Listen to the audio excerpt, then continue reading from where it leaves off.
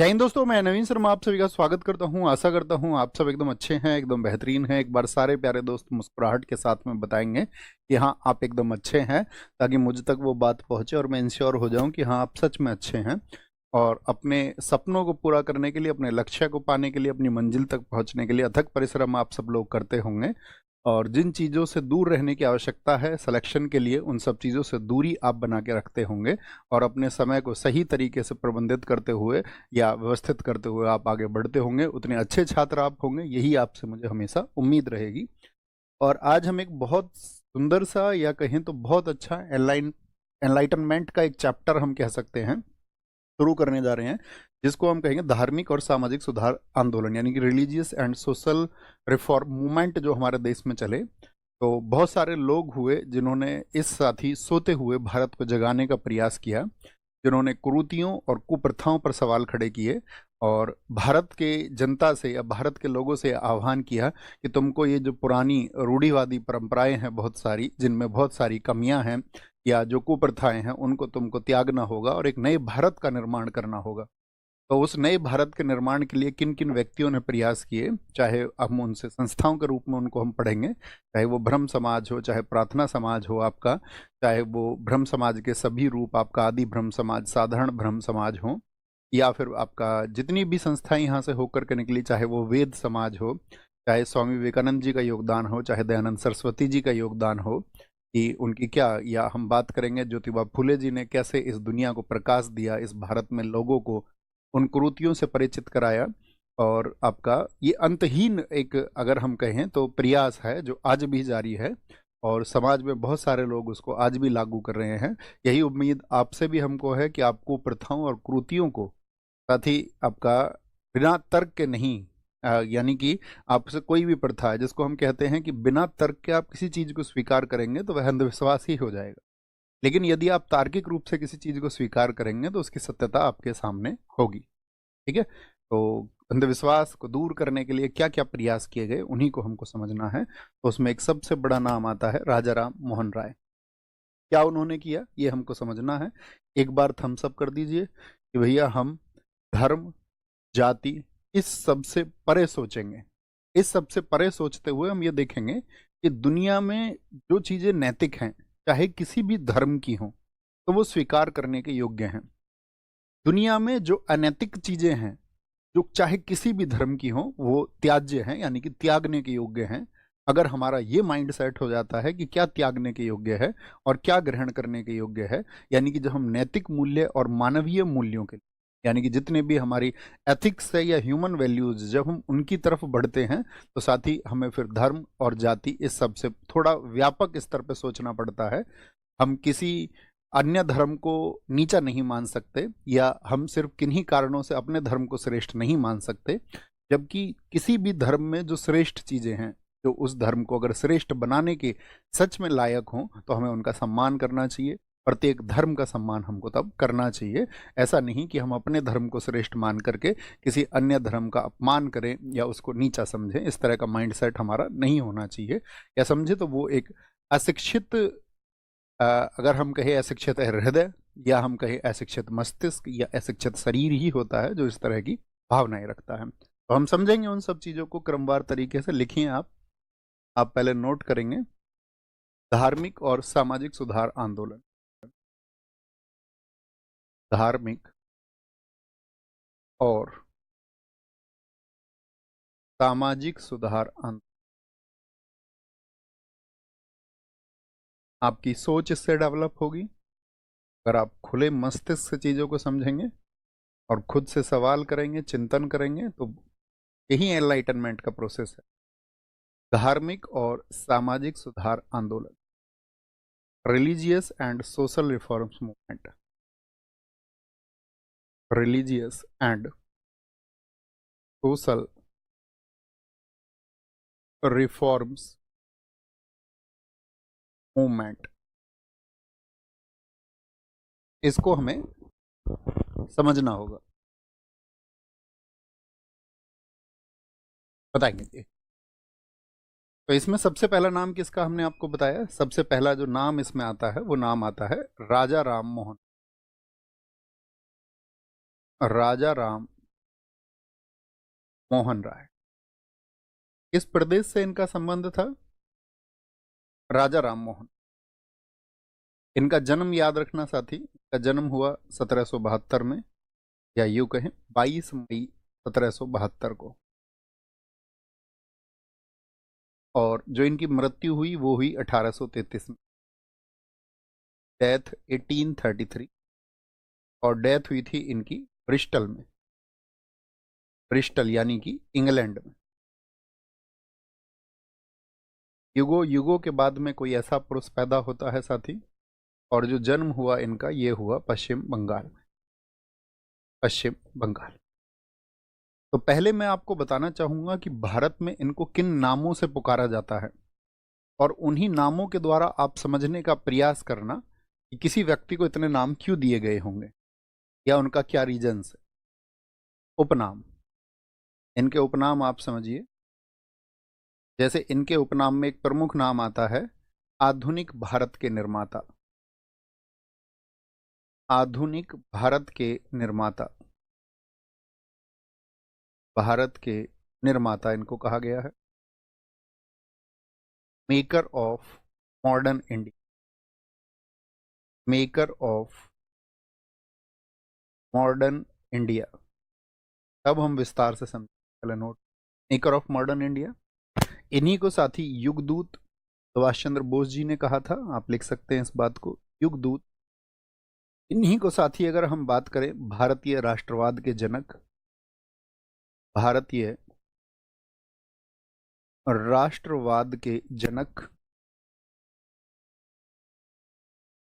Father of Indian nationalism, father of Indian nationalism, father of Indian nationalism. भारतीय पुनर्जागरण के जनक, भारतीय पुनर्जागरण के जनक,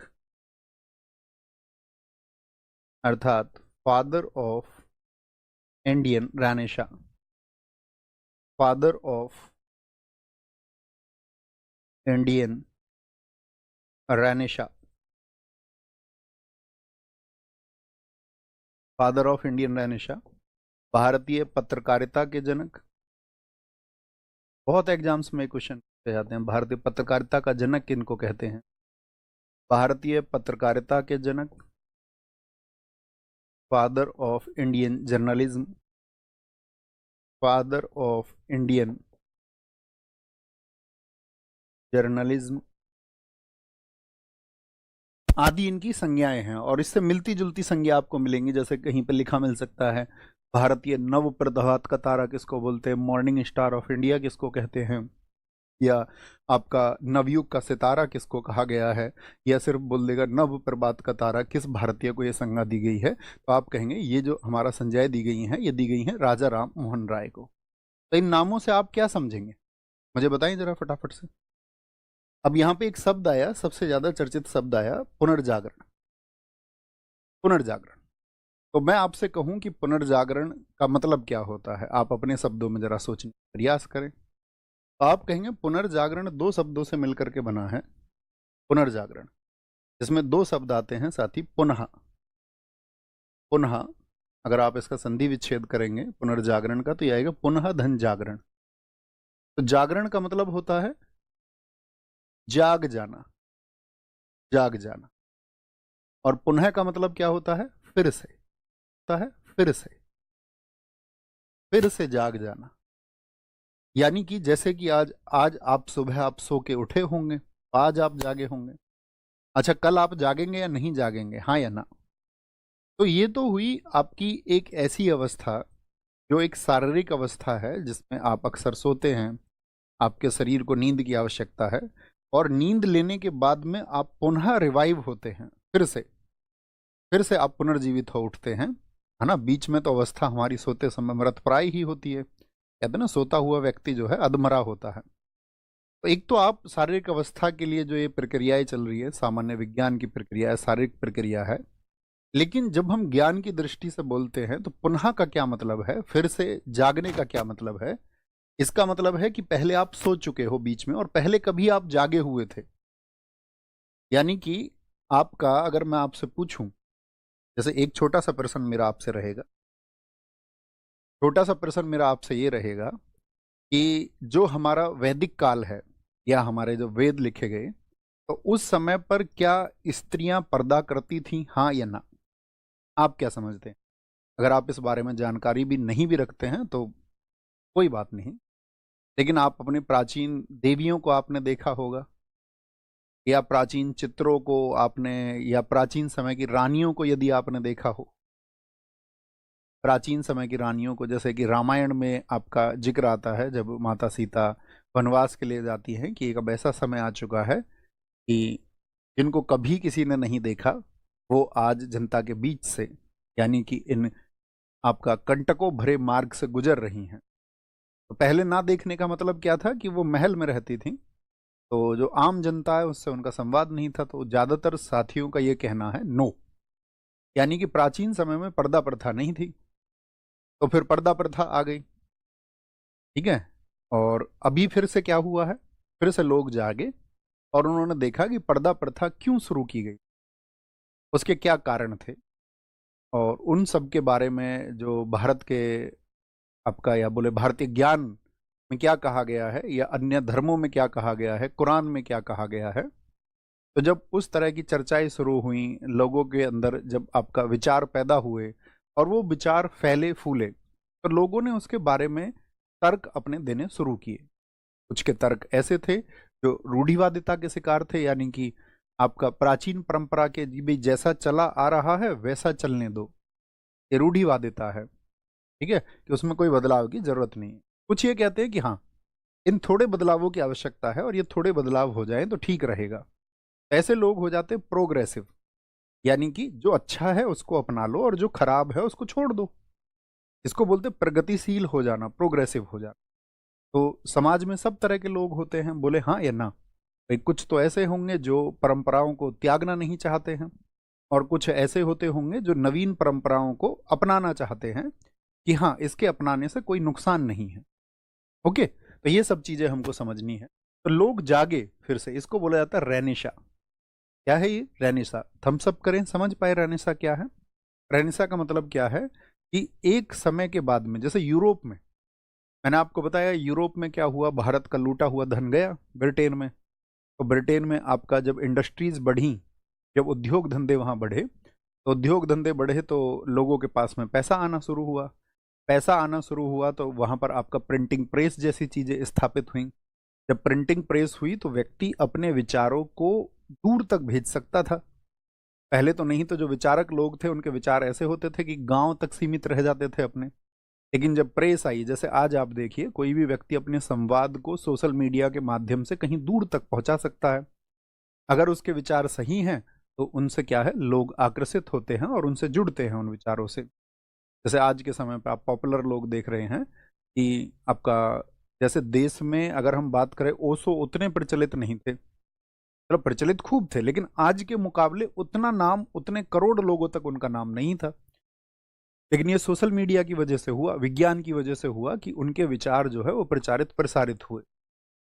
चाहे फिर हम बाकी किसी भी व्यक्ति की बात करें जिनके विचार प्रचारित प्रसारित हुए, चाहे एच एस सिन्हा रहे हों या आचार्य प्रशांत, आज के दिनों में आप उन्हें सुनते होंगे, जो आपका अध्यात्म के ऊपर बात कर रहे हैं, बहुत सारे मुद्दों के ऊपर बात कर रहे हैं।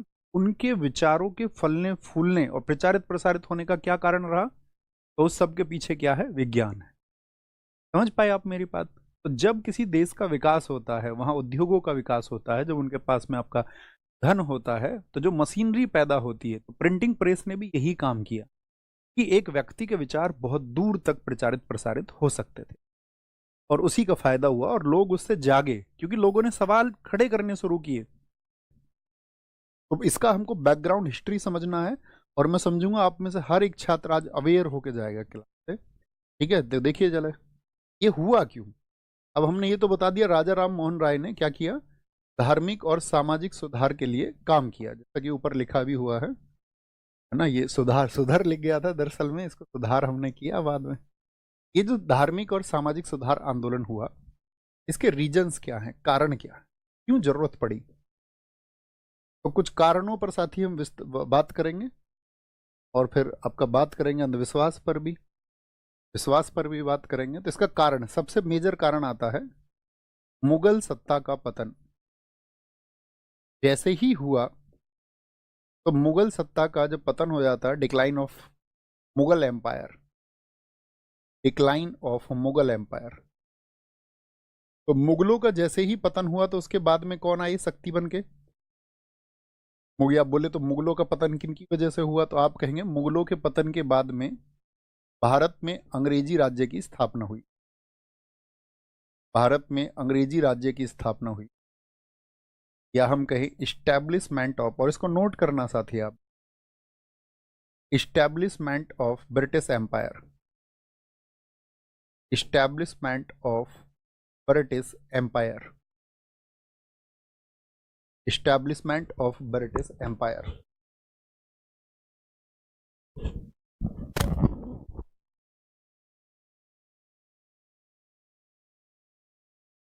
बोलो, इस्टेब्लिशमेंट ऑफ ब्रिटिश, और अंग्रेजी राज की स्थापना जैसे ही हुई, अंग्रेजी राज ने किसको समर्थन किया? क्या ये हिंदू धर्म के समर्थन में थे, या मुस्लिम धर्म के समर्थन में थे, इस्लाम के समर्थन में थे, या इन लोगों ने धीरे धीरे, हमने आपको पिछली कक्षा में बताया, इन्होंने क्या किया, ईसाइयत को समर्थन दिया। ये लोग ईसाई थे, इनका जो समर्थन था वो ईसाइयत को था, और ईसाइयत को इन्होंने सपोर्ट कैसे किया? सपोर्ट टू क्रिश्चियंस या क्रिश्चियनिटी। तो क्रिश्चियनिटी को सपोर्ट करने का मतलब क्या था कि ये भारत की जो कुप्रथाएं थी, कुप्रथा का मतलब जितने भी माल प्रैक्टिस थी या जितना भी बैड प्रैक्टिस था, उन पर ये सवाल उठाने लगे कि भाई इस्लाम में तो ये कमियां हैं, हिंदू धर्म में तो ये कमियां हैं, यहाँ तो ये अंधविश्वास है। जैसे कि आप सबने सुना होगा कि रात को झाड़ू नहीं लगानी चाहिए। किस किसने सुना अपने घरों में? तो ये भारत में प्रचलित है या नहीं है? बिल्ली रास्ता काट जाए तो रास्ते को पार नहीं करना चाहिए। मंगलवार, बृहस्पतिवार और शनिवार को बाल नहीं काटने चाहिए। अनेक प्रकार की कुप्रथाएं। टूटा हुआ दर्पण, आपका मतलब कुप्रथा तो नहीं कह सकते, अंधविश्वास इसको कहेंगे। टूटा हुआ दर्पण नहीं होना चाहिए। और आप बताएं, एक एक आप भी सोचने का प्रयास करें जो आपने सुनी, ऐसा क्यों होता है। अब उसको बता दिया गया कि लोग इसको अपनाएं। मैं आपको क्रमवार तरीके से बताता हूँ। घर में यदि झाड़ू लगा दोगे तो रात को, तो जो लक्ष्मी है वो बाहर चली जाएगी। अब लक्ष्मी जी प्रतीक है धन का, तो कारण ये था कि रात पहले उजाला नहीं होता था, तो कोई कीमती चीज यदि घर की गिर जाए, मान के चलो किसी के कान की बाली ही गिर जाए, पहले आपका सोना वगैरह किसी के घर में हो अगर, या कोई भी आपका ऐसा हो सकता है कि झाड़ू की वजह से कुछ कीमती चीज अंधेरे में कहीं घर से बाहर ना चली जाए, तो घर से बाहर जब कीमती चीज चली जाएगी तो यानी कि धन चला जाएगा। तो उसको बोला गया कि लक्ष्मी बाहर चली जाएंगी, उसका गमन बाहर की तरफ हो जाएगा। लेकिन अभी क्या है, अभी तो उजाला है सब जगह, अभी तो आप रात में भी देख सकते हैं। अब उसको कमान तरह के जो कुतर्क लोगों ने दिए कि बोले नहीं, इससे लक्ष्मी जी रुष्ट हो जाती हैं, नाराज हो जाती हैं। तो नाराज होने का अर्थ नहीं है ना कि आप रात में झाड़ू लगा लोगे। अक्सर नियम तो ये होना चाहिए, जब कभी भी गंदगी हो उसकी सफाई होनी, जहाँ कहीं भी गंदगी हो, है ना। जब हम स्वच्छता की बात करते हैं तो इसका यही मायना है। रात को उल्लू दिखा तो अब शगुन है। अब उल्लू को दिखता ही रात में है तो वो रात में ही गमन करेगा। एक तरफ आप उसको लक्ष्मी जी का वाहन बताते हैं और एक तरफ आप उस पर क्वेश्चन मार्क लगाते हैं। बड़े कमाल की बात है। और बताइए और क्या था? दर्पण टूटा हुआ नहीं रखना चाहिए, तो सीधे सा सिद्धांत ये रहा होगा पीछे कि दर्पण को सहेज के रखें क्योंकि वो आसानी से टूट जाता है। बिल्ली काट जाएगा, ऐसा होता है कि किसी व्यक्ति के साथ कोई दुर्घटना हो गई होगी, जब बिल्ली ने उसका रास्ता काटा होगा तो उसने आके बताया होगा कि मेरे साथ ये दुर्घटना हुई कि बिल्ली ने मेरा रास्ता काटा। मैं अपना निजी आपको अनुभव बताता हूँ कि कम से कम 20 बार काली बिल्ली ने मेरा रास्ता काटा है, और रंग से उसका कोई मतलब नहीं, और मैं एक भी बार नहीं रुका हूँ। ठीक है, एक भी बार नहीं। जैसे कि एक नियम चला दक्षिण भारत में, कि दक्षिण भारत में क्या था कि भाई कुछ लोग साप्ताहिक जैसे अवकाश की बातें चली, तो कुछ लोग क्या है आपका मंगलवार को रेस्ट करने लगी, जो नाई कम्युनिटी थी, है ना, जो हज्जाम हुआ करते थे। और जब आपका ईस्ट में आप देखोगे, ईस्ट साइड में जो छुट्टियां होनी शुरू, उन उस वर्ग ने छुट्टी शुरू करी बृहस्पतिवार की, और आपका उत्तर में आप देखोगे तो साउथ सैटरडे में आप देखिए ज़्यादातर मार्केट बंद होती हैं, या तो थर्सडे मार्केट बंद होता है, या सैटरडे मार्केट बंद होता है, या ट्यूसडे। इंडिया में इसी तरह होता है कॉमनली, देखा होगा आपने या नहीं। तो उन लोगों की छुट्टियां होती थी, तो धीरे धीरे वो क्या हो गया, वो प्रथा में बदल गया, और लोगों ने बोला इसका तो ग्रहों की गति से संबंध है। आप यदि बाल काट लोगे, नाखून काट लोगे, तो उसके पीछे क्या था कारण? एक दूसरा कारण ये था कि पहले उजाला नहीं होता था, अंधेरा था, और टेटनस का इंजेक्शन भी विकसित नहीं हुआ था। आप यदि नाखूनों को काट रहे हैं किसी नुकीली चीज से, और कभी किसी की स्किन कट जाती थी, तो टेटनस का इंजेक्शन नहीं था, और हिंदुस्तान में हजारों मौत होती थी, हजारों मौत कटने मात्र की वजह से, या खराब ब्लेड की वजह से। लेकिन जब धीरे धीरे टेटनस आया, दुनिया में उजाला आया, तो आप नाखून काट सकते हैं, बेशक रात में नाखून आप काट सकते हैं, आप ट्यूसडे को बाल कटवा सकते हो, कोई दिक्कत नहीं है। तो वो क्या है कि आप हम देखेंगे कि बहुत सारी प्रथाएं इस वजह से चलन में आ गई, क्योंकि हमसे पिछले वर्ग वाले वर्ग ने उसको माना है। समझ गए?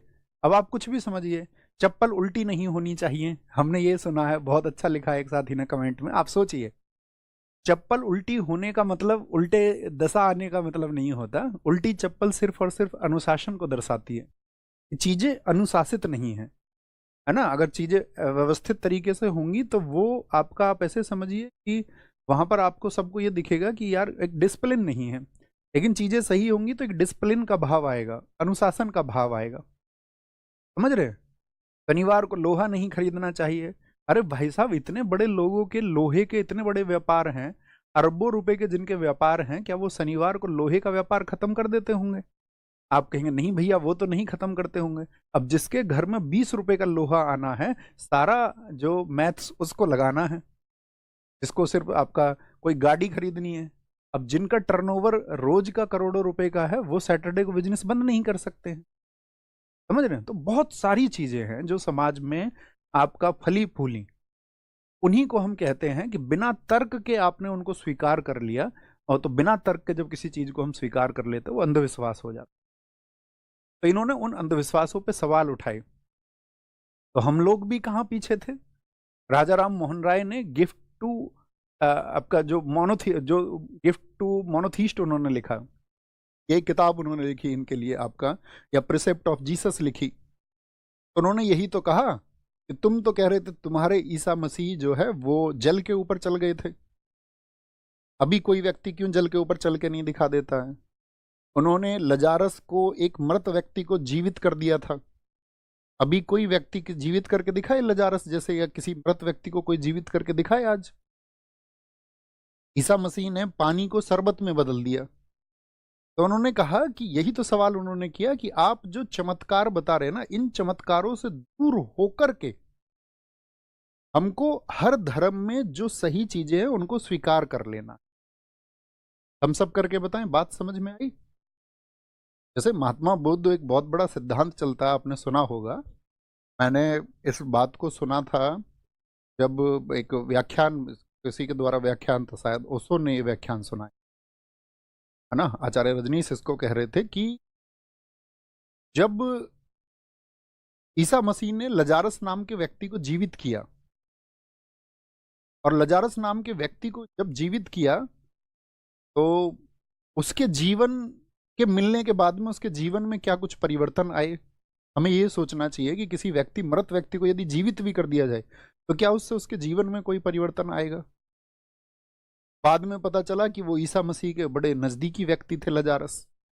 तो हो सकता है एक प्रोपोगंडा रचा गया हो, भैया तुमको इतनी देर बाद उठ के बैठ जाना है, और मैं आऊंगा तो तुम पहले तो मृत रहोगे, और फिर उसके बाद में उठ खड़े हो जाओगे, और उठ खड़े हो जाओगे तो उसके बाद में फिर वाही वाही जैसी चीजें होंगी। फिर तो लोग तालियां बजाएंगे कि यार ईश्वरीय चमत्कार है, इस व्यक्ति के अंदर तो शक्तियां हैं। हाँ या ना?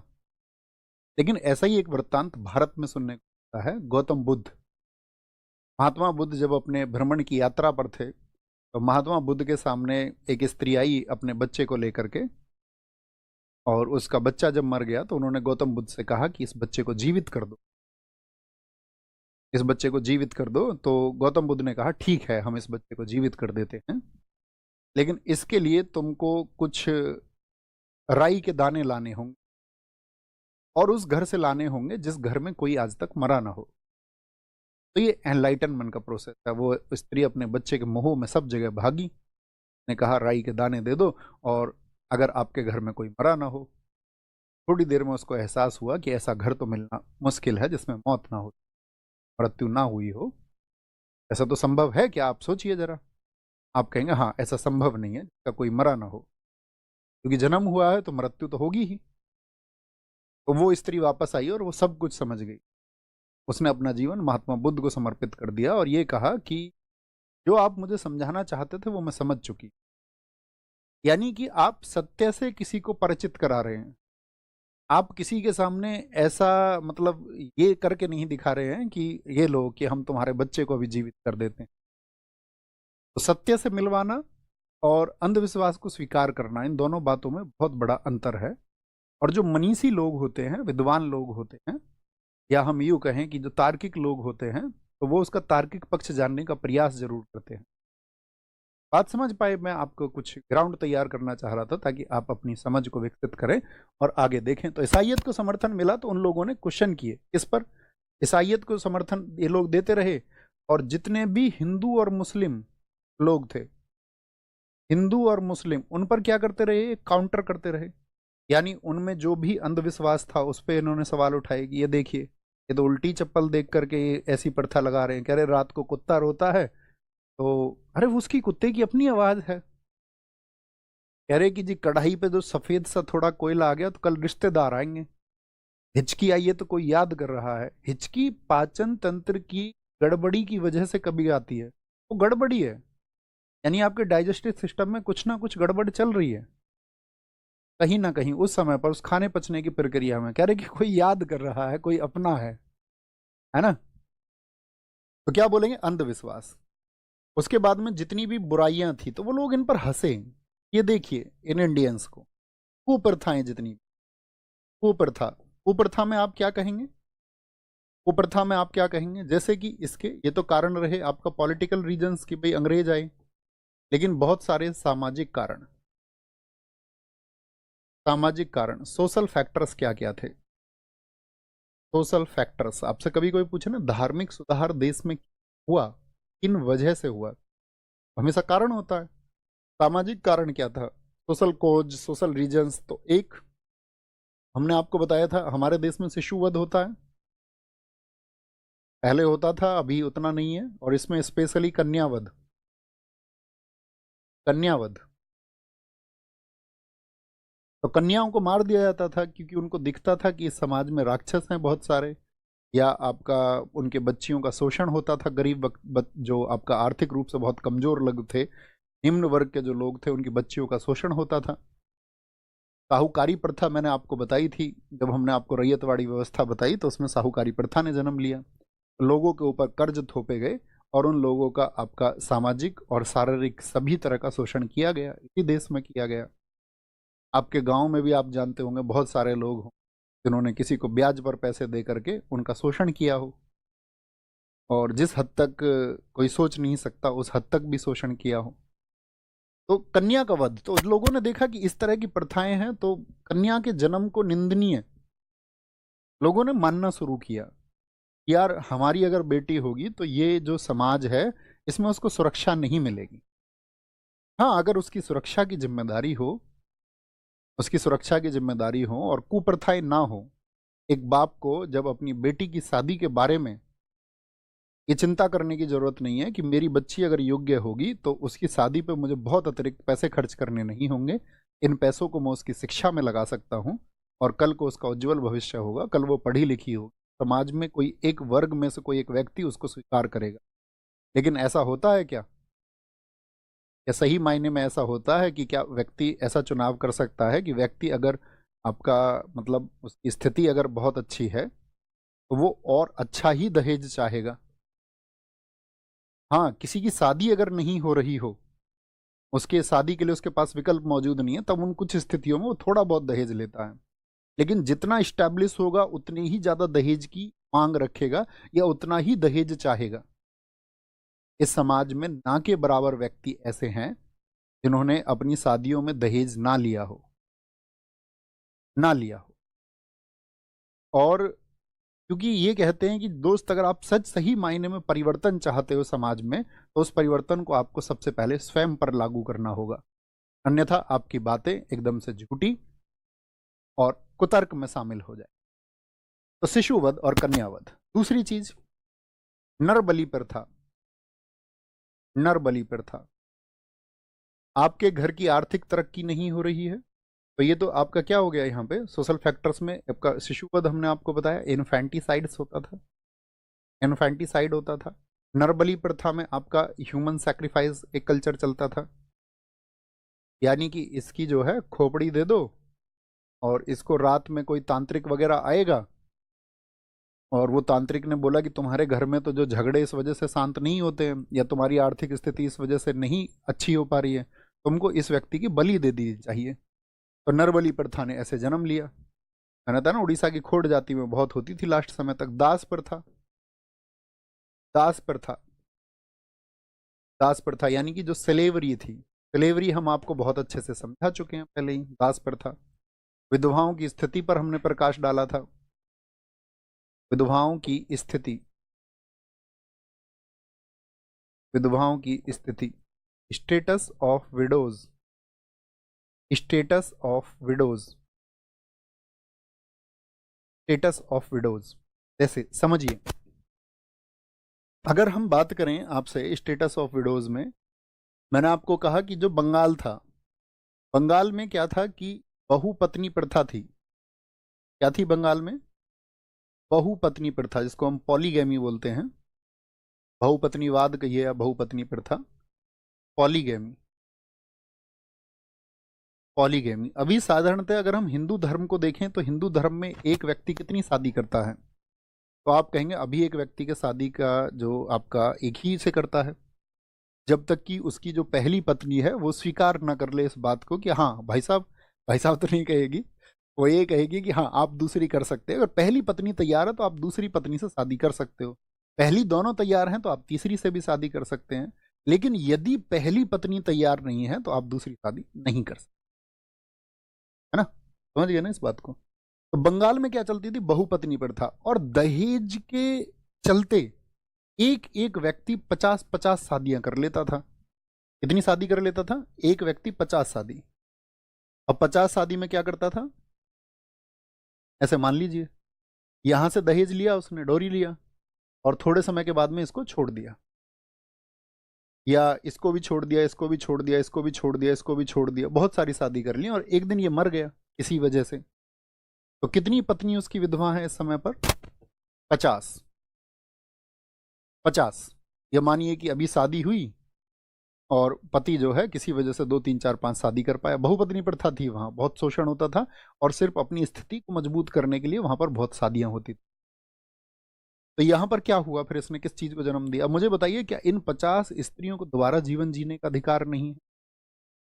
क्या ये अपने जीवन का चुनाव नहीं कर सकती हैं? किसी एक खराब व्यक्ति के माइंडसेट की वजह से क्या इनको अपना जीवन भी एक कलंकित जीवन के तौर पर गुजारना चाहिए? तो आप कहेंगे नहीं, बिल्कुल नहीं करना चाहिए। ठीक है। विधवाओं की स्थिति, तो ये बहुत सारे रीजंस हैं जिसमें लोगों ने बोला नहीं यार ये बदलना चाहिए। पर्दा प्रथा, पर्दा प्रथा, इसको व्हील सिस्टम आप बोलते हो या पर्दा सिस्टम बोलते हो?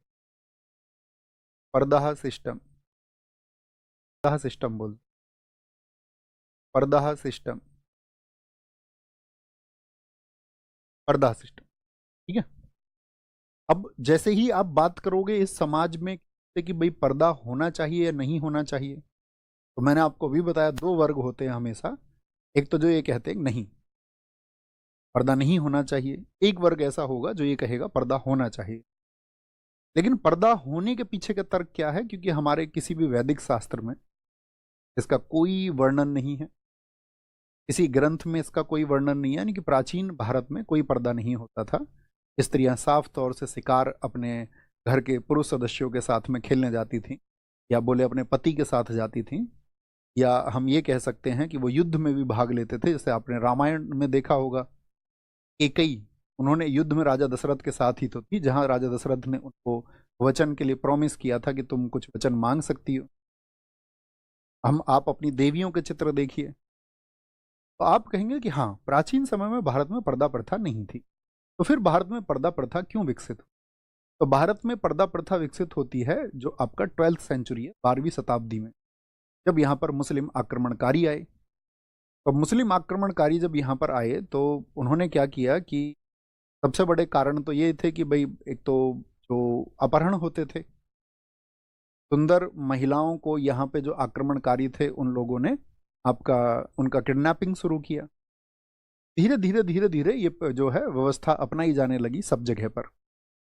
तो जब ये व्यवस्था अपनाई जाने लगी तो उसको फिर हम लोगों ने क्या मान लिया, एक सामाजिक प्रथा मानते हुए स्वीकार कर लिया। और हमने कहा कि जो पर्दा है वो उससे लाज बनती है, लाज, उसको लाज का प्रतीक हमने मान लिया और उसको हमने मान लिया कि ये सम्मान का प्रतीक है। अब इसके दोनों पक्ष हैं, है ना। तो लाज का प्रतीक जब आप उसे कह रहे हैं तो एक मुझे बताइए, क्या लड़की शादी से पहले पर्दा करती है? आप कहेंगे नहीं। तो क्या आप ये कहेंगे कि शादी से पहले कोई भी लड़की किसी की लाज या सम्मान नहीं करती है? आप कहेंगे नहीं, ये तो आपका ससुराल में होना चाहिए। अच्छा, ससुराल में जाकर के यदि लड़की पर्दा करती है तो इसका मतलब है कि अब तक शादी से पहले उसकी स्थिति ये थी कि उसको किसी पर्दा की आवश्यकता नहीं थी, अपने चेहरे को ढकने की आवश्यकता नहीं थी, और शादी के बाद में उसको अपने चेहरे को ढकने की आवश्यकता पड़ी।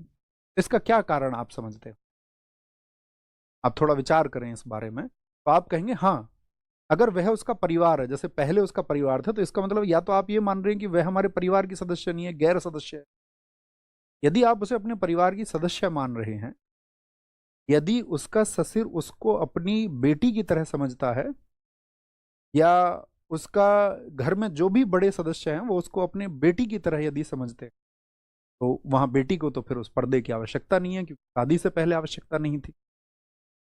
अच्छा, दूसरा फैक्टर ये है कि क्या सिर्फ पर्दा कर लेने मात्र से सही में सम्मान हो जाता है? क्या जो पर्दा करती हैं वो असम्मान नहीं करती, या जो पर्दा करती हैं वो झगड़ा नहीं करती, कलेश नहीं करती, कलह नहीं करती? तो पर्दा तो कलेश और आपका आंतरिक झगड़ों को नहीं रोकता है। आप सोच विचार करिए जरा अपने पड़ोस के बारे में। तो आप कहेंगे हाँ भैया, वो तो जिसको तो आपका घटना मतलब करनी है कोई भी घटित, तो वो तो पर्दे के अंदर से भी गाली दे देगी, घूंघट के अंदर से गाली दे देगी, या मतलब का आपका अपमान सूचक शब्द बोल देगी। इसमें कौन सा फर्क आएगा? कौन सा पर्दा थोड़ी ना रोक लेगा। तो ये मतलब आपको उसके लिए तार्किक होना पड़ेगा। फिर भैया मुस्लिम धर्म में, फिर वहां पर बुर्का, हिजाब आदि चीजें, जैसे कि आप देखते होंगे अक्सर बहुत सारे देशों में बुर्के पर बैन लगा दिया जाता है। दरअसल में ऐसा नहीं है कि बुर्का इस्लाम की शुरुआत है। आप अरब की प्राचीन भौगोलिक, आज की भी आप देखिए जो वहाँ की भौगोलिक स्थितियां हैं, तो उन भौगोलिक स्थितियों के चलते हुए अरब में क्या था, इस्लाम से पहले भी, क्योंकि वहां पर रेत भरे तूफान चलते थे अरब में, और रेत भरे तूफान चलते थे तो आप देखो ना, वहां पर जो शेख लोग हैं आपने देखे होंगे वो भी पहने रखते हैं बड़ी सी ड्रेस, रेत की वजह से सिर वीर को वो भी ढके रखते हैं, है ना। वहां पर तो कोई आवश्यकता किस चीज की हुई? तो आप कहेंगे वहां पर धूल आदि चीजों से बचने के लिए आवश्यकता हुई, तो उस तरह से चलन में आया। फिर उसको एक धार्मिक प्रतीक मान लिया गया। जैसे कुरान में उसका वर्णन आता, तो कुरान में समान वर्णन दोनों के लिए आता, पुरुष के लिए भी स्त्री के लिए भी, कि पुरुष अपनी निगाह नीची रखें और ऐसे वस्त्रों को धारण करें, ऐसे ऐसे किसी भी लिबास को वो धारण करें जो अनैतिक ना हो, हया में ना आए। और ये ऐसा नहीं है कि पुरुष, यही पुरुषों पर भी लागू हो, पुरुषों के लिए भी ये बात कही, है ना। समझ पा रहे हैं आप मेरी बात? तो पर्दा प्रथा इस तरह से वो इवॉल्व होती है। प्राचीन समय पर उसकी क्या आवश्यकताएं थी, किस कारण से उसने जन्म लिया। अब मुगलों के समय आपको उस को पर्दे को करने की जरूरत थी, तो आपको लगता है कि आपके परिवार में कोई मुगल है, या आपको उस मुगल से सुरक्षित करना है उसको, क्योंकि चेहरा साथी एक्सप्रेशन का प्रतीक बताया गया है, और चेहरे के द्वारा आप व्यक्ति के हाव भाव समझ सकते हो, उसके एक्सप्रेशंस को समझ सकते हो। लेकिन समाज में जब लोगों ने देखा कि अच्छा, समाज में एक आपका नीच वर्ग भी तो है, जो स्त्रियों से शालीन स्त्रियों से भी नजर मिलाना चाहता है, तो उनकी नजरें ना मिले तो लोगों ने कहा कि ठीक है, पर्दा ही सही है। हमारे घर में हर व्यक्ति जो एंटर करता है, वो जरूरी नहीं है कि उसके सबके इरादे सही हों, सभी स्वच्छ इरादों के व्यक्ति हों, तो वो आई कांटेक्ट ना बन पाए। बहुत सारी चीजों के पीछे बहुत सारे कारण भी होते हैं। तो लोगों ने उसको देखा कि यार इसके लिए तो जरूरी ये है ना कि आई कांटेक्ट से ज्यादा जरूरी तो चरित्र है ना। यदि हमारे घर की स्त्री चरित्रवान है तो फिर हमको डरने की आवश्यकता नहीं है। हमारे घर की स्त्री चरित्रवान है तो फिर हमको डरने की आवश्यकता नहीं है। समझ पा रहे हैं मेरी बात? तो पर्दा प्रथा शुरू हुई। बाल विवाह, अभी मैं बैठा हुआ था, हमारे इलाके के एक नेताजी हैं। बाल विवाह, चाइल्ड मैरिज, हमारे यहाँ के नेताजी का ये बयान है, मेरे पास बैठे हुए ही, और उनका बयान ये था कि बच्चे की जो शादी है ना वो कम से कम उम्र में कर दो, तो उस बच्चे के पास बिगड़ने के अवसर नहीं होंगे। आजकल की लड़कियां कॉलेज के नाम पर जिस तरह की छूट को प्राप्त कर रही हैं, वह छूट उन्हें प्राप्त नहीं होनी चाहिए। मतलब वो उनको घर में कैदी बना के रखना चाहते हैं लड़कों के नाम पर, कि हाँ लड़का भी तो वही चीजें करता होगा कॉलेज में जाकर के, तो लड़के पर लागू नहीं होता कि ठीक है उन चीजों को सुधार लेंगे, लड़के से कोई गलती हो कोई दिक्कत नहीं है। बाकी लड़की को कैद करके रखना ही आज की सोच बता रहा हूं मैं आप।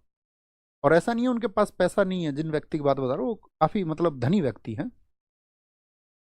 आप समझ रहे हैं इस बात का विचार, मतलब व्यक्तियों के अंदर कितना गहरा बैठा हुआ है। तो मेरा प्रश्न उनसे ये था कि आप मुझे ये बताइए कि घर में कैद करके कितनी स्त्रियों ने सही मायने में स्वतंत्रता पाई या सफलता पाई है। बच्चियों को घर से बाहर आपको भेजना होगा। एक तरफ हम अपने हिंदू धर्म के 16 संस्कार बताते हैं, हम कहते हैं कि बच्चे की जो परवरिश है या बच्चे का जो जीवन है उसके संस्कार पर निर्भर करेगा कि उसको क्या संस्कार दिए गए हैं। तो यदि किसी ने कल कोई गलत चुनाव कर लिया तो फिर तो उसका कारण आपके संस्कार होने चाहिए, कि हमको तो यही सिखाया गया कि भाई या व्यक्ति के संस्कार उसको जैसे दिए जाते हैं वैसे ही घटना करता है। तो किसी ने गलत कल निर्णय लिया तो सीधी सी बात है उसको तो फिर गलत संस्कार दिए गए। ऐसा नहीं होता ना। आप कहेंगे अच्छे संस्कार देने के बावजूद भी कुछ घरों के बच्चे गलत दिशा को पकड़ लेते हैं। बहुत खराब घरों में जहां पर संस्कार जैसी चीजें ना हो तब भी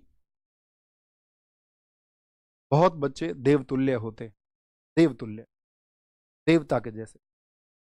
होता है, ऐसा नहीं होता। ये तो एक्सेप्शन केस हैं, लेकिन आप किसी को कैद नहीं करके रख सकते हैं।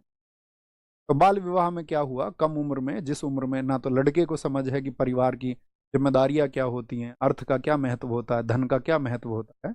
क्योंकि प्राचीन समय में चीजें चल जाती थी। प्राचीन समय में व्यक्ति के ऊपर उतनी जिम्मेदारियां नहीं थी। एक आपका जॉइंट फैमिली होती थी, खेती मुख्य व्यवसाय था। तो जो 16 साल का लड़का खेती में करेगा वही 25 साल का लड़का भी खेती में कर सकता था, क्योंकि शारीरिक योग्यता लगती है। इवन जो 16 साल का लड़का था वो 40 साल के व्यक्ति से ज्यादा परिश्रम खेत में कर सकता था। समझ पा रहे हैं? लेकिन आज के समय में मुख्य व्यवसाय खेती नहीं है। आज 16 साल का कोई लड़का जितने धन को उत्पन्न कर सकता है तो उसके अवसर बहुत कम होंगे, उसकी समझ बहुत कम होगी। पहले समझने के लिए निम्न चीजें थी। एक समुचित, अगर हम ये कहें आपको, एक संकुचित रूप से रहना होता था। एक गांव भर से जीवन जुड़ा हुआ था, एक संयुक्त परिवार उसमें होता था, लोग समझाने के लिए होते थे, और खेती से उत्पादन करना उसके लिए आपका एक संयुक्त प्रयास होते थे, है ना। तो बाल विवाह आज के समय पर क्या है, धीरे धीरे एक कुप्रथा बना और इसमें झोंका गया। स्त्री की दशा आप जानते हैं, आज के समय में देखिए आप, कंडीशन ऑफ वुमेन। आज भी समाज में वो वर्ग, वो हैवान मौजूद हैं जो लड़की को सिर्फ और सिर्फ आपका एक देह की वस्तु समझते हैं, कि वो तो सिर्फ घर में चूल्हा चौका करने के लिए है या बच्चे पैदा करने के लिए है, उसका जन्म तो प्रजनन के लिए ही हुआ, है ना। तो ऐसा माना जाता है। नहीं, आपके यहाँ पर बहुत लोग, हाँ उन लोगों की बात हम कर ही नहीं रहे हैं। आप समझिए, आप कभी ये मत सोचना कि हमारी ये सोच नहीं है। अगर आपकी ये सोच नहीं है तो आप पुनर्जागृत लोग हैं, आप रिवाइव हो चुके हैं, आप पुनर्जीवित हो चुके हैं। चाहे वो आप अपने प्रयास से हुए हों या आपकी जो पिछली पीढ़ी है उसने उसके लिए प्रयास किए हों। अगर प्रयास आपने किए होंगे तो आपका माहौल दूसरा होगा। लेकिन हम बात उनकी कर रहे हैं जो उसका शिकार हैं, जिनको लगता है कि नहीं, ऐसा नहीं होना चाहिए। जबकि आप जानते हो महिला सशक्तिकरण के लिए सरकार को बहुत प्रयास हैं, लेकिन अभी व्यक्ति की जो सोच है उसके अंदर नहीं आया है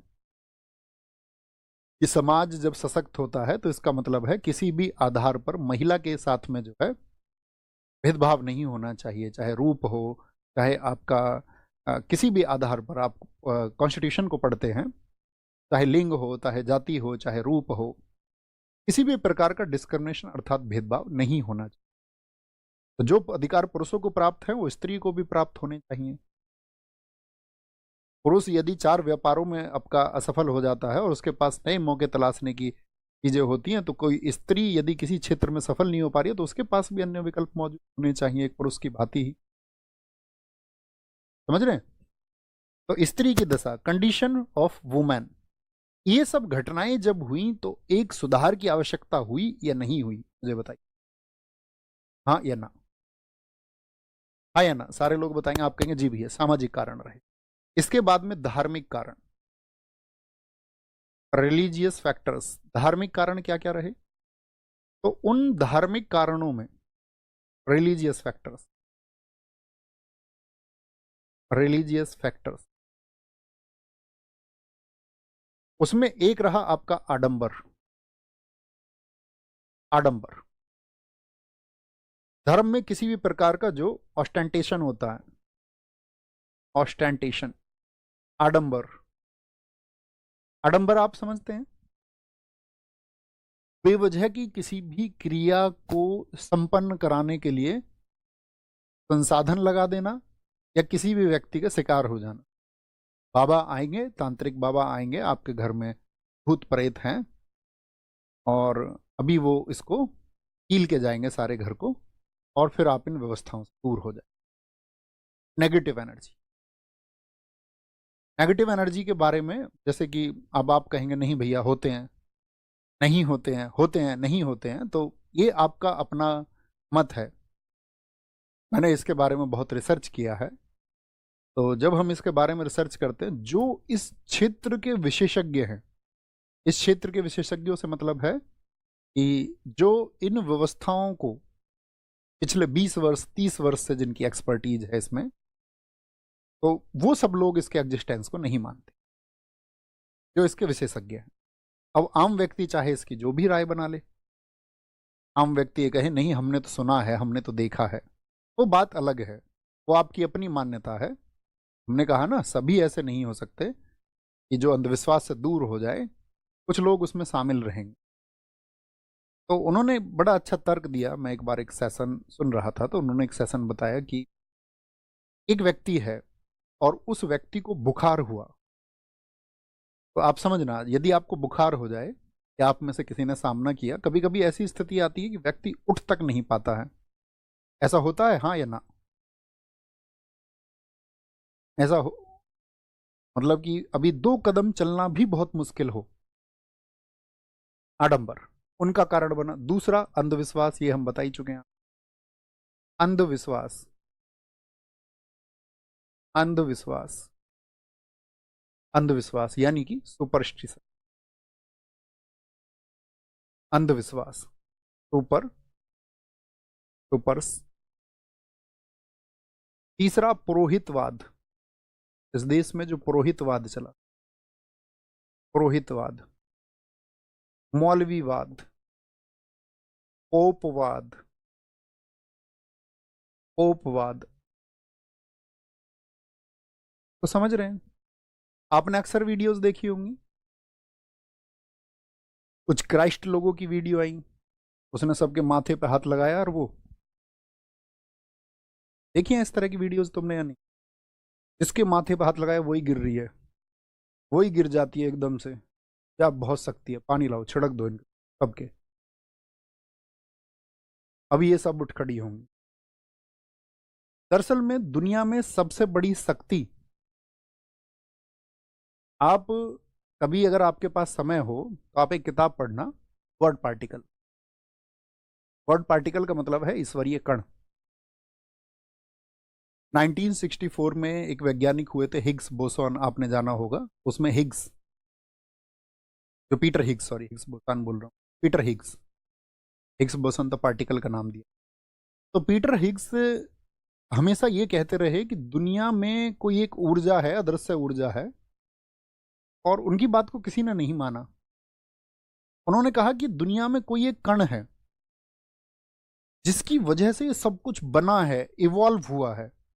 ये पृथ्वी, पेड़, मनुष्य, भेड़, मेज, टीवी, मोबाइल, कॉपी, पेन, किताब, ये जो सब चीजें बनी है ये किसी वजह से बनी है। कोई ना कोई एक ऐसी स्पेसिफिक चीज है, जैसे फिजिक्स का स्टैंडर्ड मॉडल था, उसमें बताए गए 11 एलिमेंट्स, एक एलिमेंट नहीं खोजा गया किसी के द्वारा। बताए जाते थे कि इसमें आपका 12 हैं टोटल। एक को कब खोजा गया? एक को खोजा गया 2012। आप सबको पता होगा LHC मशीन थी, लार्ज हैड्रन कोलाइडर मशीन।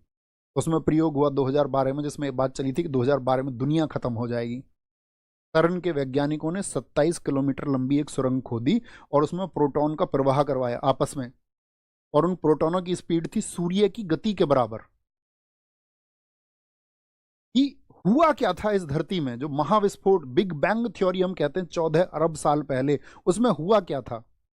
टकराने के बाद में क्या हुआ? चीजों के स्वरूप अलग अलग कैसे, इंसान अलग कैसे, मेज अलग कैसे, निर्जीव और सजीव अलग अलग कैसे। तो जिस दिन वो 2012 में LHC का प्रयोग हुआ तो उन्होंने कहा कि हमने गॉड पार्टिकल को खोज है, ईश्वरीय कण को खोज लिया है, के अरबों हिस्से तक जीवित रहती है और चीजों को द्रव्यमान देती है। और इसका किसी चीज से कितनी देर तक मिलन है, वो उतने ही द्रव्यमान को जन्म देगा। इसी वजह से कुछ चीजें भारी हैं, कुछ चीजें हल्की हैं और कुछ भारहीन। उसको नाम दिया गया हिग्स बोसॉन। मतलब भारत के वैज्ञानिक थे वो, हिग्स से भी पहले ऐसा सोचते। सत्येंद्रनाथ बोस, सत्येंद्रनाथ बोस ने जब इसके बारे में बताया था तो लोगों ने माना नहीं उनकी बात को, कि नहीं, उन्होंने कहा नहीं भैया कोई शक्ति है वो चलाती है। उन्होंने कहा नहीं यार, कोई पार्टिकल है जिसने दुनिया को बनाया है, उसी पार्टिकल को। तो उन्होंने आइंस्टीन को लेटर लिख दिया, आइंस्टीन समझ गए उनकी बात को, तो जर्मन में उन्होंने फिर उसको पब्लिश कराया, इसलिए आज उसका नाम हिग्स बोस। तो आप कभी इसके ऊपर रिसर्च करना कि वो जो पार्टिकल है वो क्या है, आप उसके बारे में कितनी समझ रख सकते हो, क्योंकि मुझे कई घंटे लगेंगे उसे समझाने में। आपको निरंतर समझ में आ जाएगा आपके सब, लेकिन जो आप स्वयं समझोगे सबसे ज्यादा जरूरी, क्योंकि उसमें आपके ऊपर चीजें थोपी नहीं जाती, वो आपकी खुद की रिसर्च की चीज। समझ पा रहे हैं मेरी बात को? दुनिया में सबसे बड़ी शक्ति, आप कुछ भी नाम दे सकते हो, जैसे आप उसको ईश्वर नाम दे सकते हो। जिन लोगों का ईश्वर में विश्वास है, नाम दे सकते हैं, हाँ या ना? आप कहेंगे हाँ। और एक व्यक्ति है, आप, मैं, तुम, हम सब, इसको कुछ भी नाम दे सकता है। कोई कहेगा ईश्वर नहीं है, भ्रम होता, भ्रम। भ्रम, सबसे बड़ी शक्ति ये है जो है ही नहीं, का कोई फॉर्मेट ही नहीं है, ना किसी ने देखा है उसको, ना कुछ है, लेकिन दुनिया को जो संचालित कर रहा है वो ब्रह्म है। नॉट ब्रह्मा, नॉट ब्राह्मण, ब्रह्म, नॉट ब्राह्मण, ब्रह्म, BRIHM। तो यहां पर जो व्यक्ति ईश्वर से जुड़ने का एक मार्ग ढूंढता है, जैसे कि अध्यात्म, स्पिरिचुअलिज्म, व्यक्ति को ईश्वर से कैसे जोड़ा जाएगा, तो ये इसके लिए कौन सा मार्ग बताते हैं बहुत सारे लोग? अध्यात्म। अध्यात्म के ऊपर बहुत सारे वो लोग बताते हैं जिन्होंने शायद स्वयं उस मार्ग के जरिए उस ईश्वर को प्राप्त नहीं किया है। वो भी पता है कि ईश्वर किसको प्राप्त हुए हैं, किसको नहीं, आप तो आइडेंटिफाई नहीं कर सकते हैं, लेकिन फिर भी कोई व्यक्ति बताए कि this is the perfect way. एकमात्र यही रास्ता है अध्यात्म का जो आपको ईश्वर से जोड़ सकता है। किसी ने आपके सामने प्रस्तुत की, बहुत अच्छे से प्रस्तुत की, तो व्यक्ति जुड़ेगा। भाई जो परम शक्ति है उसको प्राप्त करना कौन नहीं चाहेगा। तो ये प्रोसेस है सीधे जुड़ने का एक, लेकिन इसके बीच में कौन आ गए? ये लोग। इन्होंने कहा नहीं, ईश्वर को तुम ऐसे प्राप्त नहीं कर सकते, ब्रह्म को तुम ऐसे नहीं जान सकते, इसको तो तुम जान सकते हो सिर्फ और सिर्फ हमारे माध्यम से। आप बोले भाई साहब आपने प्राप्त किया क्या, आप जान गए क्या? उन्होंने कहा हाँ मैं जान गया।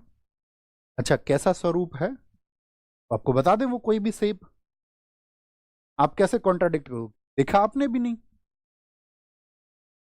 ब्रह्म का स्वरूप या आकार आप भी नहीं जानते, आप कब उससे तर्क कर पाएंगे? आप कहेंगे नहीं मैं जानता हूं, मैंने देखा है चौकोर है। तो सामने वाला व्यक्ति यदि गोल बता रहा है तो आप कब उसका खंडन कर पाओगे? अब E=mc² है, कोई व्यक्ति आपसे कहे E=mc है तो आप कहोगे नहीं भाई साहब mc² होता है, E=mv होता है। आप बोलोगे ना उससे F ∝g m1mt/r² होता है जी, यही है बल दूरी के व्युत्क्रमानुपाती के वर्ग के बराबर होता है। अब आप जानते नहीं हो तो आप क्या कहोगे? तो इसी वजह से जन्म लिया है इस दुनिया में पुरोहितवाद। कुछ लोग जो ये मानते हैं कि इन कस्टम्स पर सिर्फ और सिर्फ उन्हीं का अधिकार है और इन चीजों की एक्सपर्टीज उन्हीं के पास में है, जबकि उसके पास में उस क्षेत्र का ऐसा कोई विशेष ज्ञान नहीं है। जैसे मान के चलो कोई डॉक्टर है, doctor ABC, doctor 1, doctor 2, doctor 3, 3 doctor हैं, इसको MBBS, MBBS, ये भी MBBS है, ये भी MBBS है, इसको 20 वर्ष हो चुके हैं और इसने अपने पूरे जीवन काल में 1000 सर्जरी की, जिनमें से 990 सफल सर्जरी है इसकी। एक डॉक्टर ये भी MBBS है, इसने अपने 20 साल में 200 नहीं 1250 सर्जरी कर दी, जिनमें से इसकी सफल सर्जरी हैं 840, बाकी लोग मारे गए सर्जरी का। डॉक्टर 3 20 वर्ष का एक्सपीरियंस है इसका भी, 20 वर्ष का एक्सपीरियंस, और इसने सर्जरी की है 800 और उनमें से इसकी सफल सर्जरी है 200। 600 में गड़बड़ी की है।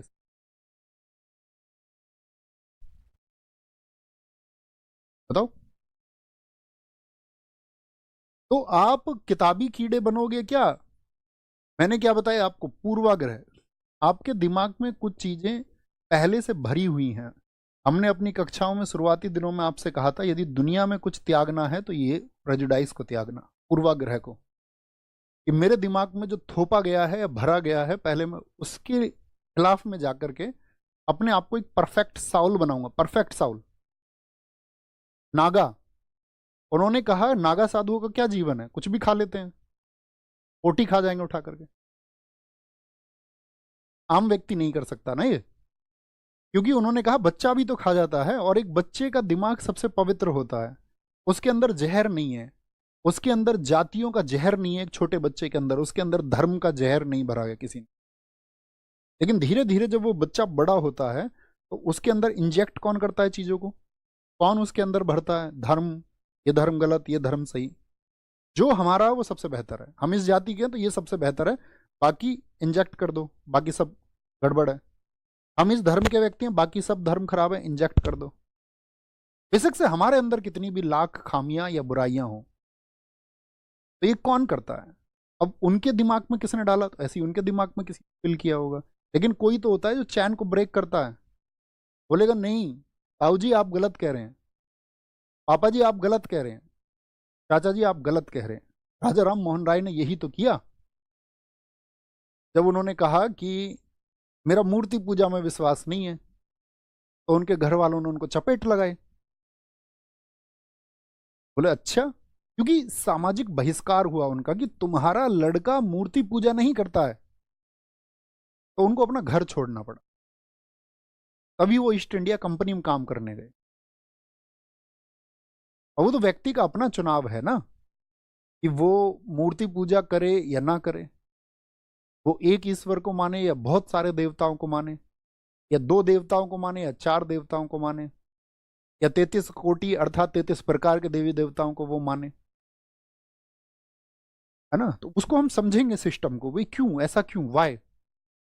जैसे सब कहते हैं हिंदू धर्म में तो ये है कि किसी भी चीज को पूजने लग जाते हैं, पत्थर मिला उसको पूज लिया। ऐसा होता है क्या? हाँ या ना आप बताएं। पेड़ को पूजने लग जाते हो तुम लोग, पानी को पूजने लग जाते हो, ऐसा नहीं। हर चीज के पीछे कारण है। आपने देखा कि कभी, मतलब कभी जितने भी आपको कोई पहाड़ दिखा, आपने उस पहाड़ को पूज लिया? नहीं ना। गोवर्धन पर्वत को ही विशेष रूप से आप क्यों पूज रहे हैं? शीशम के पेड़ की क्या आप पूजा कर रहे हैं? नहीं, तुलसी। क्योंकि तुलसी सल्फर डाइऑक्साइड को खत्म कर रहा है, कार्बन डाइऑक्साइड का अवशोषण कर रहा है, कार्बन मोनोऑक्साइड का अवशोषण कर रहा है, खत्म कर रहा है उनको, तो पूजनीय है। अब उसको व्यक्ति ऐसे नहीं मानेगा तो तुलसी का संरक्षण कैसे हो? तो उसको धर्म से जोड़ दिया। जितने भी धार्मिक व्यक्ति हैं वो कम से कम धर्म के बहाने ही इसका संरक्षण करेंगे तो ज्यादा जरूरी है, हो तो जाए कम से कम। नाली के पानी को तो कोई नहीं पूजता। गंगा क्यों पूजनी है? क्योंकि दोआब में जब प्राचीन समय पे आधुनिकीकरण नहीं है, ट्यूबवेल नहीं है, तो वो सिंचाई की वजह से लोगों का पेट भर रही है दोआब में, तो पूजनीय हुई। तो हमारे यहाँ यही तो कहा गया, हमारे ये क्या है, दुनिया में दुनिया को ये सिखाना चाहिए, जो कुछ भी आपको देता है, जो कुछ भी आपको मिलता है, जो जिसने दिया है वो पूजनीय है। दुनिया में जैसे मैं भी आपको बताऊंगा, एक सिद्धांत है त्रियात्मक सिद्धांत ईसाई धर्म का, जिसके खिलाफ राजा राम मोहन राय रहे थे। ऐसे ही भारत में भी आपका 3 प्रकार के, जैसे बहुदेववाद आप सुनते होंगे, बहुत सारे देवताओं की पूजा।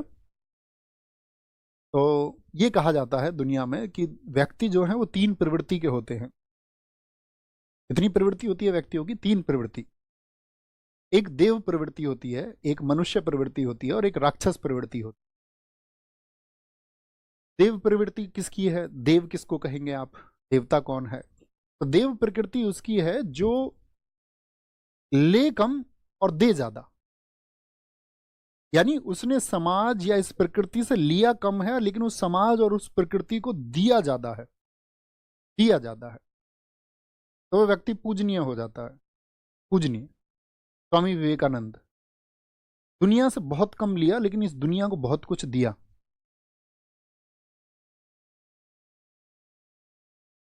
समझ पाए?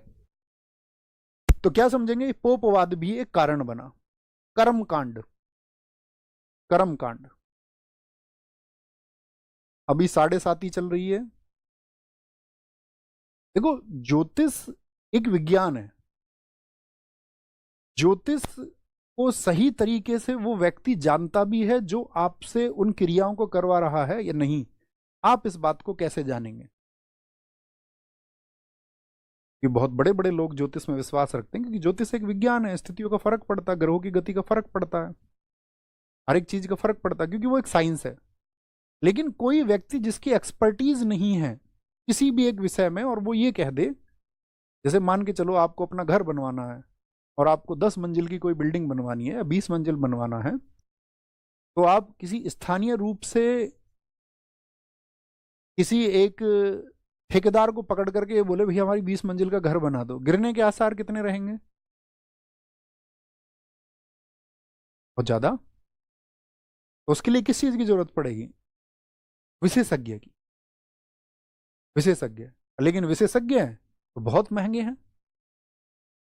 जिनकी एक्सपर्टीज है जिस फील्ड में, मान के चलो कोई एमबीबीएस डॉक्टर का उदाहरण मैंने दिया, 20 वर्ष तक उसकी सफल सर्जरी है, बहुत ज्यादा फीस, बहुत ज्यादा चार्ज करेगा, फीस बहुत ज्यादा चार्ज करेगा, तो आम व्यक्ति की पहुंच से दूर है, गरीब व्यक्ति की पहुंच से दूर है। क्योंकि इस समाज में आर्थिक शोषण किया गया लोगों का, उनके धनों पर कब्जे बनाए गए, किसानों से उनकी जमीनें छीनी गई। और जब उनका शोषण हुआ, आर्थिक शोषण हुआ, तो आर्थिक शोषण एक चीज को जन्म देता है, बेरोजगारी। धन की कमी में व्यक्ति बेरोजगारी के साथ में अशिक्षित भी होता है। जब आप किसी व्यक्ति की जमीन हड़प ले रहे हैं तो आप सिर्फ उसकी जमीन नहीं हड़प रहे हैं, आप उसकी आने वाली पीढ़ियों के विकास के जो हालात पैदा हो सकते थे उनको भी हड़प रहे हैं। उसका बच्चा अशिक्षित रह जाएगा। प्रोबेबली चांसेस है कि वो पढ़ ही ना पाए, लिख ही ना पाए। और जब वो पढ़ लिख नहीं पाएगा तो वो फिर शिकार किसका होगा? वो शिकार होगा अंधविश्वासों का। जब वो विचारशील नहीं हो पाएगा, जब वो तर्क संगत नहीं हो पाएगा, तो वो शिकार होगा उन सभी कुरीतियों का हाँ, अपवाद अलग हैं, ऐसी व्यवस्थाओं में भी कोई विकसित माइंडसेट का हो जाए। तो जब व्यक्ति को कर्मकांडों से प्रभावित होकर के, मान के चलो हम इसको नाम दे सकते हैं आपका आर्थिक कारण का, आर्थिक कारण, आर्थिक कारण, आर्थिक कारण का मतलब क्या है? अगर किसी का हम आर्थिक कारण का मतलब आर्थिक शोषण कर दे, इकोनॉमिक एक्सप्लॉइटेशन हो जाए किसी का। प्यारे दोस्त, आप समझ भी पा रहे हैं मैं क्या समझा रहा हूं आपको? एक बार थम्स अप करके मुझे बताओ। यानी कि आर्थिक कारण, सॉरी, आर्थिक शोषण किसी का हो जाए, इकोनॉमिक एक्सप्लॉइटेशन किसी का हो जाए, इकोनॉमिक एक्सप्लॉइटेशन, आप किसी को इकोनॉमिकली एक्सप्लॉइट कर दें तो आर्थिक शोषण से क्या होगा? तो आर्थिक शोषण से सिर्फ एक चीज होगा, बर्थ ऑफ पॉवर्टी, गरीबी को जन्म मिलता है, और गरीबी को जैसे ही जन्म मिलेगा तुरंत ही कुरीतियां घर कर जाएंगी। Bad customs, stand to evil practices, कुरीतियां घर कर जाएंगी, कुरीतियां। यदि व्यक्ति शिक्षित होगा तो वो तर्क करेगा। यदि व्यक्ति आर्थिक रूप से कमजोर नहीं है, और इसीलिए तो कहा जाता है कि गरीब से उसकी शिक्षा का अधिकार छीना गया, जो उसके लिए अवेलेबल होना चाहिए था वो उसको नहीं मिला, विचार उस तक पहुंच ही नहीं पाए।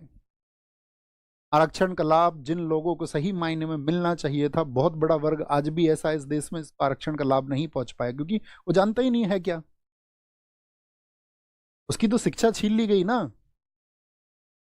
उसके ऊपर तो कर्ज थोप करके, सब तरह की व्यवस्थाएं अपना करके उसको आगे ना बढ़ने से रोक करके, उसकी सारी चीजें, उसके बच्चों को अशिक्षित कर दिया गया, और अशिक्षित कर दिया गया तो उसके पास वो अवसर नहीं है।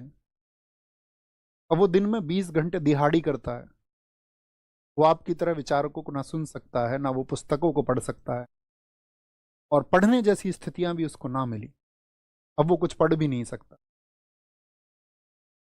उसकी शिक्षा नहीं हो। यदि व्यक्ति शिक्षित होगा तो वो फिर तर्कशील हो जाता है। शिक्षित व्यक्ति, शिक्षित, जो व्यक्ति शिक्षित है, शिक्षित से मतलब ये डिग्रियां नहीं है, मैंने अपनी डिग्री नहीं ली। आप में से कोई इस बात को वेरीफाई करना चाहे तो हमारे कॉलेज में आ सकता है। मेरी इंजीनियरिंग हुई IILM, integrated institute of learning and management, 2014। मैं अपनी डिग्री लेने नहीं गया। बेवकूफ़ी भरी बात है, इसमें कोई मतलब अकलमंदी की बात नहीं है ना, आप ऐसा मत करना। शिक्षित होने का मतलब क्या है? क्योंकि मुझे पता था कि मुझे उसके बेसिस पे कुछ नहीं करना है। मैं गांव में पढ़ाता था, और मुझे वो तब भी उतना ही सुकून देता था, तब भी। मुझे भी पता है कि मैंने 2010, मुख्य रूप से जब मैंने पहली बार पढ़ाना शुरू किया तो 2010 में शुरू किया, 10th 11th 12th को। उससे पहले हमारी दीदी ट्यूशन पढ़ाती थी, तो हम उनके लिए एक कॉपी चेकर, एक हेल्पर, ऐसे समझिए हम सहायक थे अपनी बड़ी दीदी। हमारे घर को व्यवस्था, हमारी जो दीदी है मतलब उनके पास पूरा गांव पड़ता था हमारा, और वो आप ऐसे समझ लीजिए कि वो मतलब एक ब्रिलियंस माइंड थी, लेकिन उनको भी वो अवसर नहीं मिल पाए कि वो बहुत ज़्यादा खुद को सफल कर पाती, या उस समय पे कोचिंग्स वगैरह ये सब जो चाहिए वो नहीं मिल पाया उनको। वो हालांकि वो आज गवर्नमेंट टीचर हैं एक, लेकिन मैं जब विचार करता हूँ मैं देखता हूँ कि उनको अपने जीवन में बहुत कम मिला। जैसे उनका मतलब बोलते ना इसको, ये कितना विकसित है। कहने की बात क्या है, यदि व्यक्ति शिक्षित होगा तो वो फिर तर्क करेगा, वो तर्क करेगा तो उसके अंदर क्या होगी? एक साइंटिफिक, साइंटिफिक थिंकिंग उसके अंदर डेवलप होगी, वैज्ञानिक सोच, वैज्ञानिक सोच, वैज्ञानिक सोच उसके अंदर डेवलप होगी। तब वो लोकतंत्र जैसे विचारों को पढ़ेगा, तब उसके अंदर समानता जैसी भावें आएंगी। डेमोक्रेसी को तभी तो समझेगा, इक्वलिटी पर तभी तो जोर देगा कि हाँ इक्वलिटी होनी चाहिए। कहने का मतलब एक नई सोच, न्यू थिंकिंग्स उसके अंदर पैदा होंगी। कहने का मतलब यह है कि वो लॉजिकल हो जाएगा, वो तार्किक हो जाएगा, उसका IQ लेवल इंक्रीज होगा। वो चीजों के पक्ष और विपक्ष को तराजू में तोलेगा। ऐसा होना चाहिए या नहीं होना चाहिए? जबरन तो कहीं नहीं थोपा जा रहा है। ठीक है, तो शिक्षित क्या बोलेंगे यहां पर? नई सोच। यहां पर आएंगे सर, वो आपकी जी भी है, हम सब जान जाएंगे। भैया थोड़ा फुले मूवी के बारे में बोलिए। जब ज्योतिबा फुले जी को पढ़ेंगे तो आप अपने आप समझ जाओगे। है, बताइए। आप कहेंगे हाँ जी। आंदोलन का स्वरूप हमको समझना होगा। लिखिए, आंदोलन का स्वरूप। आंदोलन का स्वरूप। आंदोलन का स्वरूप अर्थात इसको हम क्या बोल सकते हैं? Form of movement. किस फॉर्म में ये मूवमेंट चला? कौन सा मूवमेंट? धार्मिक और सामाजिक सुधार आंदोलन। देखो, जब भी कोई आंदोलन चला भारत में तो वो दो तरह से प्रभावित था। एक तो वो जो भारतीय संस्कृति से प्रेरित था, भारतीय संस्कृति से प्रेरित, इंस्पायर्ड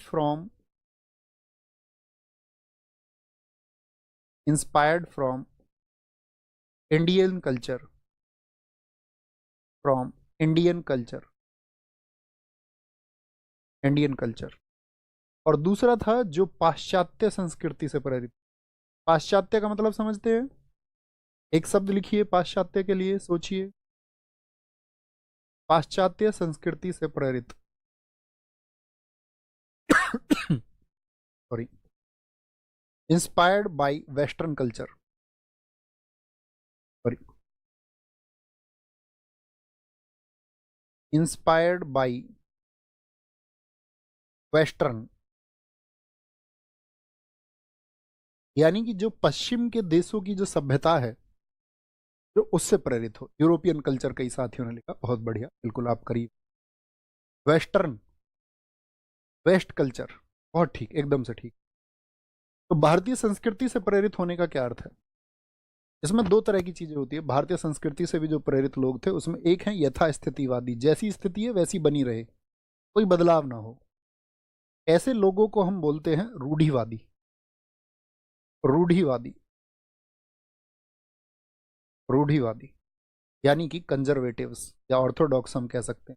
कंजर्वेटिव्स, कंजर्वेटिव्स लोग क्या कहते हैं? ये वो लोग हैं जो कहते हैं नो रिफॉर्म नीडेड, कोई सुधार की आवश्यकता नहीं, विधवाओं की जो स्थिति है वही बनी रहे। जो लोग ईस्ट इंडिया कंपनी का विरोध कर रहे थे, वो वर्ग, स्त्रियां यदि जलती हैं तो जलती रहें, पति के जीवन के समाप्त होने के साथ में उनका जीवन खत्म होना चाहिए, हिंसक हो जाए, कोई फर्क नहीं पड़ता। मतलब जैसा चल रहा है अभी वैसा चलता रहे। लेकिन एक वर्ग ऐसा भी था, अभी जो चल रहा है उससे मतलब नहीं है, पुनर्स्थापना होनी चाहिए कि ये कमी है, इनको दूर करना चाहिए। अब मैं आपसे एक वर्ग चुनने को कहूंगा, बाद में आपको चुनना है आप किस में एग्जिस्ट करते हो। अभी तक, भविष्य में आप चाहे जिस वर्ग में हो जाए। रीस्टोरेशन, ये क्या कहते हैं? जो प्राचीन संस्कृति है, प्राचीन संस्कृति, प्राचीन संस्कृति की ओर, जिसमें खामियां नहीं है, जिसमें कमियां नहीं है, बेशक झूठ फैलाया गया वो अलग है। ट्रांसलेशंस के माध्यम से श्लोकों को बदल करके जो नई टीचिंग्स लोगों को दी गई, बदल बदल करके मूल अर्थ जो था उसको बदल दिया गया। लेकिन जिन लोगों ने उसका अध्ययन किया वो जानते हैं कि मूल अर्थ क्या है। तो मूल अर्थ यदि जानते हैं तो वो कहते हैं प्राचीन संस्कृति की ओर, अर्थात जैसे कि वेदों की ओर लौटो, किसने कहा? एक उदाहरण लिख रहे हैं हम, अभी मत लिखिए। यानी वो कहते हैं कि प्राचीन संस्कृति की ओर चलो, वहां खामियां नहीं है। जैसे दयानंद सरस्वती, उन्होंने बोला वेदों की ओर लौटो, वेदों को अपना लो। लेकिन वहां पर भी कितनी सटीकता थी, उस बारे में धीरे धीरे जब हम आर्य समाज को पढ़े जानेंगे। अच्छा, जितने भी पाश्चात्य संस्कृति से प्रेरित लोग थे, यहां पर भी दो ग्रुप हैं। पहला ग्रुप है यहां पर प्रगतिशीलों का, जो प्रोग्रेसिव है, प्रगतिशील, प्रोग्रेसिव लोग या प्रोग्रेसिव कम्युनिटी। ये क्या कहते हैं कि प्राचीन संस्कृति को भी अपनाओ, जो पुरानी संस्कृति के हिसाब से जितनी भी चीजें सही हैं उन सबको अपना लो। प्राचीन संस्कृति, किसी की भी संस्कृति हो, और अगर आधुनिक पाश्चात्य में भी कुछ सही है तो उसको भी अपनाओ। यानी जो सही सही चीजें हैं वो चाहे वेस्टर्न में हो यानी कि मॉडर्न वेस्टर्न हो चाहे या एंशिएंट कल्चरल हो, भाई हमारी संस्कृति में जो भी चीज है, आपको लगता है वेदों में ये चीज गलत है, ठीक है उसको मत अपनाओ। आपको लगता है किसी एक ग्रंथ में चीजें ठीक है, उसको मत अपनाओ, ठीक है, लेकिन वहां पर जो अच्छी चीजें हैं उनको अपनाओ। और ऐसा नहीं है कि आप सिर्फ अपनी संस्कृति को, पाश्चात्य को भी देखो, पाश्चात्य में भी जो चीजें ठीक है, जो अपनाने योग्य बातें हैं, जैसे कि बाइबल में मैंने बताया आपको बहुत सारी चीजें, जो चमत्कार आदि घटनाएं हैं, वो एकदम एक्सेप्टेबल नहीं है राजा राम मोहन राय जी के अनुसार। वो ये कहते हैं कि यहाँ पर जो बाइबल में आपको दया भाव दिखाए गए हैं, जो दयालुता यहाँ सिखाई गई है, उस दयालुता को हमको अपना लेना चाहिए, ठीक है। और प्रोग्रेसिव के अलावा एक ऐसे होते हैं अतिवादी। अतिवादी, अतिवादी का मतलब होता है, कहते हैं पूर्ण परिवर्तन हो, कंप्लीट चेंज, कंप्लीट चेंज, नया कुछ आए, एकदम नए सिरे से। जैसे बंगाल में एक आंदोलन चलेगा, यंग बंगाल आंदोलन, डारेजियो, हेनरी विवियन डारेजियो, 17 साल की उम्र का एक क्रांतिकारी लड़का बंगाल में आया और उसने चीजों को एकदम से अतिवाद की तरफ ले गया, एकदम से कंप्लीट चेंज करेंगे, सब कुछ नया स्ट्रक्चर होगा, पुराने से कुछ नहीं लेंगे, दुनिया में कहीं भी कुछ अच्छा है हमें कोई मतलब नहीं, हम कुछ एक नया सिस्टम बनाएंगे एकदम न्यू, इसमें कोई कमी ना हो, कोई गड़बड़ ना हो।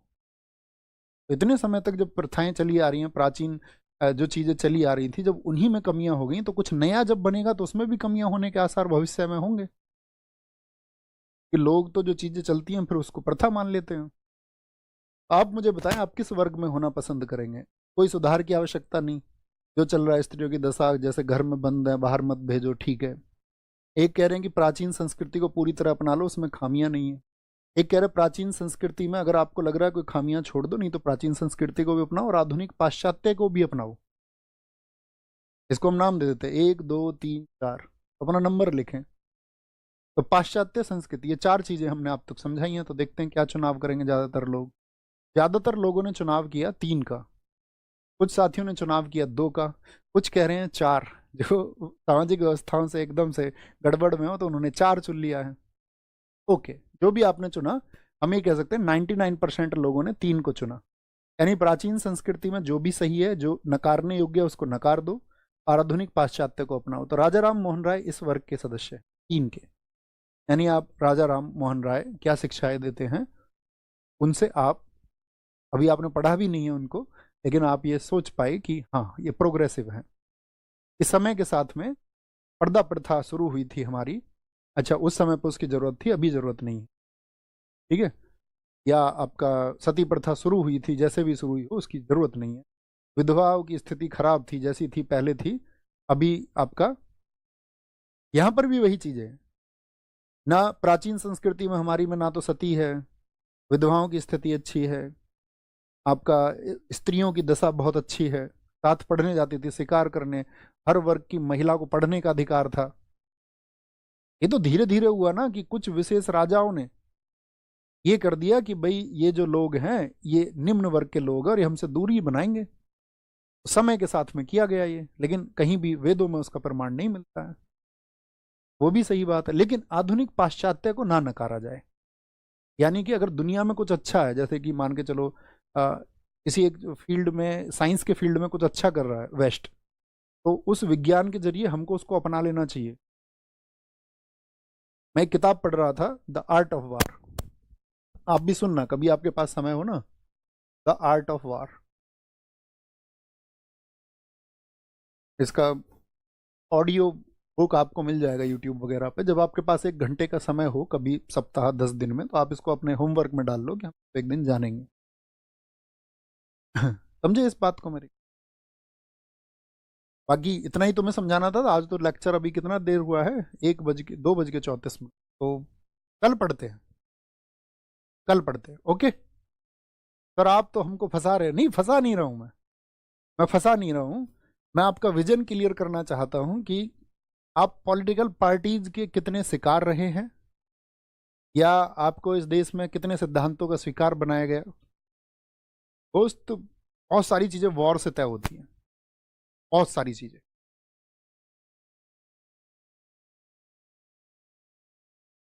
इजराइल ने उसको वॉर से तय किया है, भारत को भी उसको वॉर से ही तय करना होगा लेकिन उसके लिए हमको अपना R&D बढ़ाना पड़ेगा। हमको झूठी तस्वीरें मीडिया के द्वारा नहीं दिखवानी है। सही मामले में, सही मायने में हमको अपने R&D पे काम करना होगा। और ये दुर्भाग्य है कि हमारा R&D अभी उतना डेवलप नहीं, रिसर्च एंड डेवलपमेंट इस देश नहीं हो रहा है जितना होना चाहिए।